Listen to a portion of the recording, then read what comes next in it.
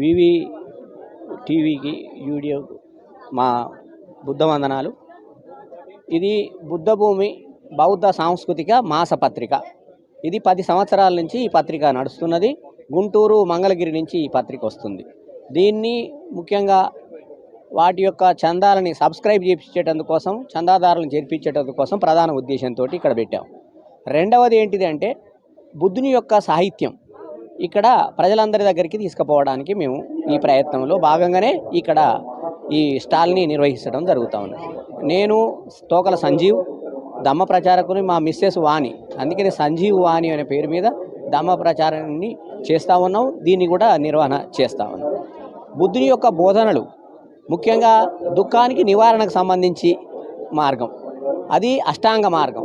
అష్టాంగ మార్గాన్ని అవలంబించడం ద్వారా, అష్టాంగ మార్గాన్ని అంటే ప్రజ్ఞ, శీల, సమాధి, వీటిని మనం అష్టాంగ మార్గంలో ప్రయాణం చేస్తే మనకు దుఃఖ విముక్తి కలుగుతుందని చెప్పేసి బుద్ధుని యొక్క ప్రధానమైనటువంటి బోధన.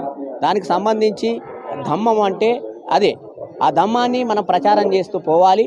ఈ సమాజానికి ఈ తెలుగు రాష్ట్రాలలో కానీ, తర్వాత ఈ భారతదేశంలో కానీ, ప్రపంచంలో కానీ ఇంత ముందు కంటే ఇప్పుడు బుద్ధుని యొక్క బోధనలు ఎక్కువ అవసరము. అందుకనే ఆ బుద్ధుని మార్గంలో మనం వెళ్ళేటందుకోసం ఈ బుద్ధభూమి పత్రిక కూడా ఉన్నది, బౌద్ధ సాహిత్యం కూడా ఉన్నది. మీరందరూ పాఠక లోకము, ఇప్పుడు యువకులు ఈ మధ్యన వాళ్ళు కూడా బౌద్ధ మార్గంలో వస్తున్నారు, తెలుగు రాష్ట్రాల్లో కూడా వస్తున్నారు. ఆ బుద్ధుని మార్గంలో అశోకుడు ప్రయాణం చేసిండు, సంక్షేమ రాజ్యాన్ని స్థాపించిండు. బోధిసత్వ డాక్టర్ బాబాసాహెబ్ అంబేద్కర్ మనకు భారత రాజ్యాంగాన్ని ఇచ్చి చట్టాల ద్వారా సమానత్వాన్ని ఇచ్చిండు. అది చట్టాల ద్వారా సమానత్వమే సాధ్యం కావాలంటే అది సాధ్యం కాదు.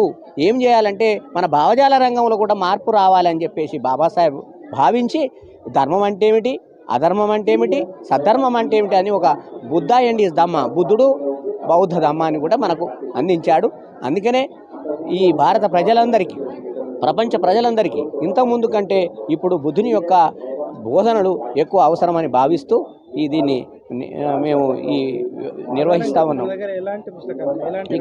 ఇక్కడ పుస్తకాలు ప్రధానంగా మహాబోధి బౌద్ధ విహార వాళ్ళు ఈ మధ్యకాలంలో త్రిపీఠకాల ప్రాజెక్ట్ అని పెట్టి పాలీ భాషలో ఉన్నటువంటి త్రిపీఠకాలంటే సుత్తపిటక, వినయపిటక, అభిధమ్మ పిటకాలని తెలుగులోకి ట్రాన్స్లేట్ చేస్తున్నారు.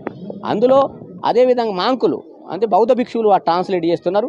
జాతక కథలు అనే దాన్ని ప్రముఖ బౌద్ధ రచయిత బొర్రా గోవర్ధన్ గారు 100 పుస్తకాలకు పైగా రాశారు. అవి 6 జాతక కథల్ని కూడా ఇప్పుడు ట్రాన్స్లేట్ చేశారు, 5 చేశారు, 6వది కూడా చేస్తే జాతక కథలు కూడా అయిపోతున్నాయి.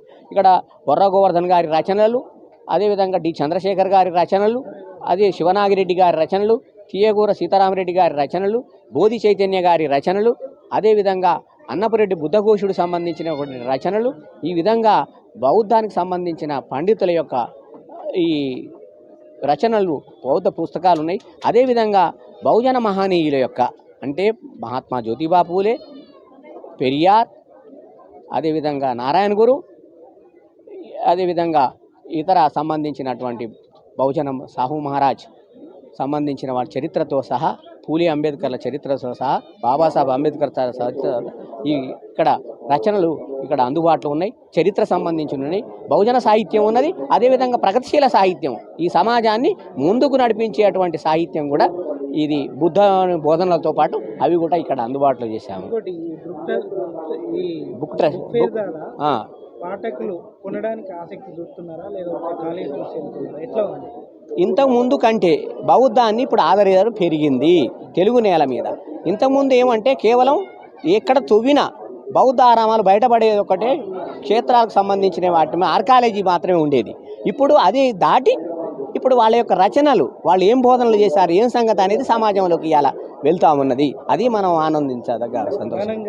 సెల్ ఫోన్కి ఎక్కువ పరిమితం అయ్యింది మానవ జీవితం. అవును, కానీ బుక్కును చదవడానికి ఎట్లా ఆసక్తి చూపుతున్నారు?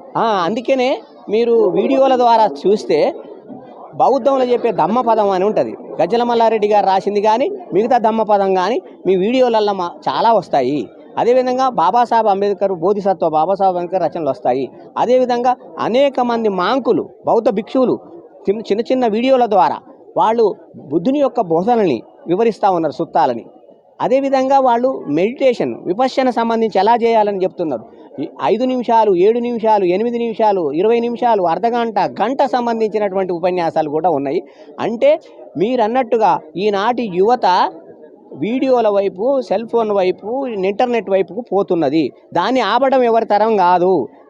అందులో మంచి ఉన్నది, చెడు ఉన్నది. అందుకనే దాన్ని మంచి వైపుకు మనం మార్చాలి. దాన్ని వ్యతిరేకించడం వల్ల టెక్నాలజీని మనం ఏమి సాధించలేము. వాటిని ఇంకో రెండవ పార్శ్వం, ఒక నాణ్యానికి ఒకటి వైపే చూడొద్దు, రెండో వైపు కూడా ఉన్నది. అందుకనే ఆ మార్గంలో కూడా ముందుకు పోవచ్చు. మనకెవరు ఏది అది ఆటంకం ఏం కాదు. అది